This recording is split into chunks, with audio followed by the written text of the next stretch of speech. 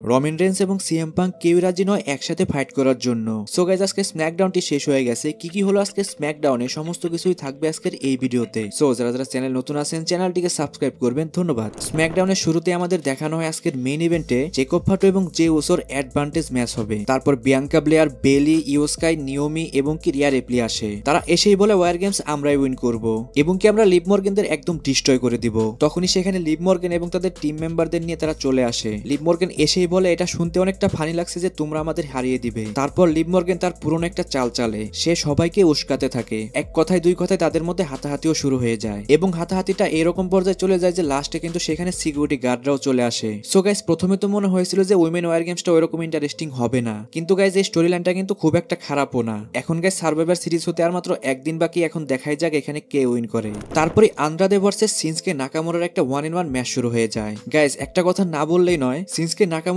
Look এবং কি তার এন্ট্রেন্স পর্যন্ত কিন্তু অনেকটা চেঞ্জ করা হয়েছে। ম্যাচের এক পর্যায়ে সিনস্কে নাকামোরা ট্রানবাকলের যে কাভারটা রয়েছে সেটা খুলে ফেলে, কিন্তু আন্ডারদে সেটা ভালো করে না দেখে সেটার উপরে একটা ড্রাইভ হিট করে। এই সুযোগটাই নেয় সিনস্কে নাকামোরা, সে তার ফিনিশার হিট করে এবং কি এই ম্যাচটার মধ্যে সে উইন করে যায়। ম্যাচ শেষে নাকামোরার উপর অ্যাটাক করতে চলে আসে এলএ নাইট। যখনই এলএ নাইট সিনস্কে নাকামোরার উপর অ্যাটাক করার জন্য আসে, তখনই সিনস্কে নাকামোরা তার মুখ থেকে একটা লিকুইড স্প্রে করে এলএ নাইটের চোখে, যার ফলে এলএ নাইট কিছু সময়ের জন্য কিছুই তার চোখে দেখতে পায় না। গাইস প্রতি সপ্তাহের মতো আজকেও এলএ নাইট কিন্তু নাকামোরার হাতে মার খেলো।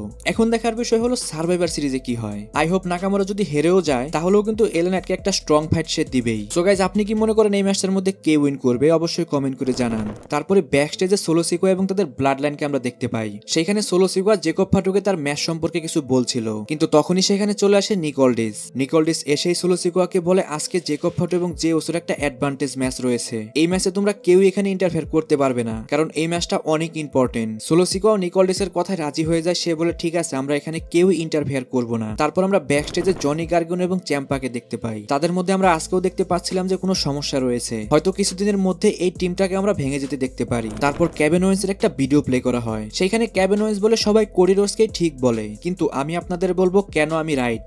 জানুয়ারির 1 2021 রমিন রেন্স এবং জে উসো আমাকে 15 ফিট ওপর থেকে নিচে ফেলে দেয়। 31 জানুয়ারি 2021 রমিন রেন্স গল্ফ কার দিয়ে আমাকে ধাক্কা দেয়। 28 জানুয়ারি 2023 রমিন রেন্স আমাকে 2 হাত বেঁধে একের পর এক সুপার কিক হিট করায়। যে রমিন রেন্স আমার সাথে এত কিছু করেছে, সেই রমিন রেন্সের যখন টিম মেম্বার প্রয়োজন হয় তার টিম মেম্বার হয় কোডি রোডস। এই জন্যই আমি কোডি রোডসের উপর অ্যাটাক করেছি, আর আমি কোডি রোডসকে এখনো ছাড়িনি। স্যাটারডে নাইট মেইন ইভেন্টে কোডি রোডস এবং আমার একটা 1-in-1 ম্যাচ হবে, আমি সেইখানেই কোডি রোডসকে একদম ডিস্ট্রয় করে দিব। গাইস দেখতে গেলে কেভিন ওয়েন্সের কথার মধ্যে কিন্তু লজিক রয়েছে। আর গাইস এটাও কিন্তু ঠিক, যখন রমিন রেন্সের ট্রাইবাল চিপ গিমিক চলছিল সব থেকে বেশি অ্যাটাক কিন্তু সে কেভিন ওয়েন্সের উপরই করেছিল। এখন আপনি কি মনে করেন কেভিন ওয়েন্স কোডি রোডসের উপর যে অ্যাটাক করেছে সেটা কি ঠিক হয়েছে কিনা, সেটা অবশ্যই কমেন্ট করে জানান। তারপর কোডি রোডস ভার্সেস কার্মেলো হেইজের একটা 1-in-1 ম্যাচ শুরু হয়ে যায়। আর গাইস এটা কিন্তু একদমই একটা সাধারণ ম্যাচ ছিল যেখানে কোডি রোডস উইন করে যায়। তারপর একটা ভিডিও প্লে করা হয়, সেইখানে রমিন রেন্স পল হিউম্যানকে বলে ওয়াইজ ম্যান, পল হেইম্যানও বলে yes my tribal chief. Roman Reigns বলে সে কোথায়? পল হিউম্যান সরাসরি বলে আমি জানি না। তখনই রমিন রেন্সকে বিরক্ত দেখা যাচ্ছিল এবং রমিন রেন্স বলে সে আমাকে ওয়েট করাচ্ছে। সেটা বলে রমিন রেন্স যখনই সেখান থেকে উঠে যাওয়ার জন্য যাচ্ছিল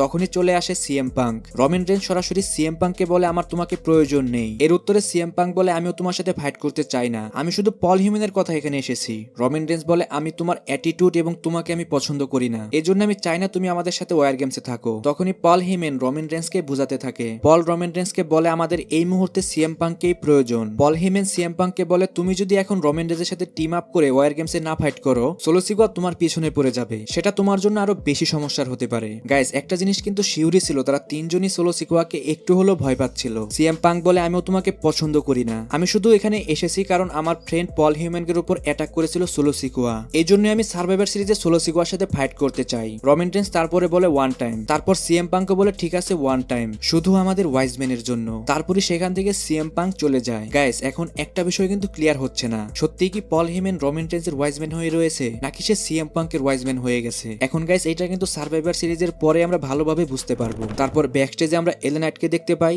সেখানেও কিন্তু ভালোই বোঝা যাচ্ছিল যে এলএ নাইটের শরীরে কিছু লেগে রয়েছে। এলএ নাইট বলে আমি চোখে কিছু দেখতে পাচ্ছি না, কিন্তু আমি সার্ভাইভার সিরিজে এরকমটা হতে দিব না। সেইখানে আমি সিনস্কে নাকামোরাকে বিএফটি হিট করব এবং আমি আমার টাইটেলটা রিটেন করে নিব। তারপর আমরা ব্যাক স্টেজে জে ওসো, জিমি ওসো এবং কি সেমি জেনকে দেখতে পাই। সেখানে জে ওসো তার ম্যাচের জন্য রেডি হচ্ছিল, কিন্তু তখনই সেখানে চলে আসে নিকোলডিস। নিকোলডিস এসেই সেমি জেন এবং জিমি ওসোকে বলে তোমরা কিন্তু কেউ এখানে ইন্টারফেয়ার করতে পারবে না, আমি সোলো সিকোয়াকেও বলে এসেছি তারাও এখানে ইন্টারফেয়ার করবে না, কারণ এটা একটা অ্যাডভান্টেজ ম্যাচ, এটা অনেক ইম্পর্টেন্ট সার্ভাইভার সিরিজের জন্য। তারপরে জেউসো এবং জেকব ফাটুর ম্যাচ শুরু হয়ে যায়। আর ভাই কি ম্যাচ ছিল এটা! জেউসোর সুপার কিক, জেকব ফাটুর সামোয়ান ড্রপ, এসব দিয়েও কিন্তু কিছুই হচ্ছিল না। পরে জেউসো একটা স্পেয়ার হিট করে এবং কি উসো স্প্ল্যাশও হিট করে, তারপরেও কিন্তু সে জেকব ফাটুকে হারাতে পারে না। জেউসো তার পুরো চেষ্টা করেছিল জেকব ফাটুকে হারানোর জন্য, উল্টো জেকব ফাটু এই ম্যাচটার মধ্যে উইন করে যায়। আমার সত্যি খারাপ লেগেছিল এই ম্যাচটার মধ্যে জেউসোর জন্য। এত ফ্যান ফেভারিট একজন সুপারস্টারকে এরকম ক্লিয়ার ভাবে হারানো, আমি বুঝতে পারলাম না কেন ডাব্লিউডাব্লিউ এরকমটা করলো জেউসোর সাথে। যাই হোক গাইজ, এখন এই অ্যাডভান্টেজ ম্যাচের মধ্যে কিন্তু সোলো সিকোয়াড টিমরাই উইন করে গেছে।